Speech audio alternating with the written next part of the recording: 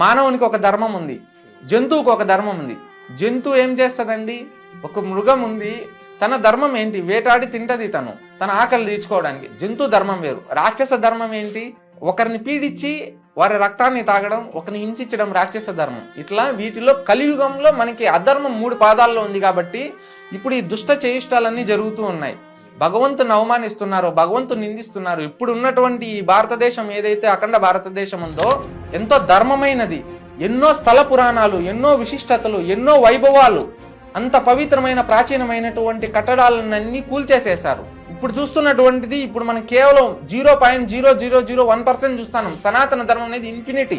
Technology లేని కాలంలోనే మన దగ్గర టెక్నాలజీ ఉపయోగించారు. అంత పవిత్రమైనటువంటి గుళ్ళ పైన ఇప్పటికి కూడా ఉంటాయి బొమ్మలలో. ఒక్కొక్క గుడికి ఒక్కొక్క చరిత్ర ఉంది. ఆ విధంగా లక్షాంతరమైన గుడిల్ని అనేది ధ్వంసం చేసేశారు. మన చరిత్ర అనేది మనకు చూపించట్లేదు. అసలైనటువంటి చరిత్ర అనేది మనది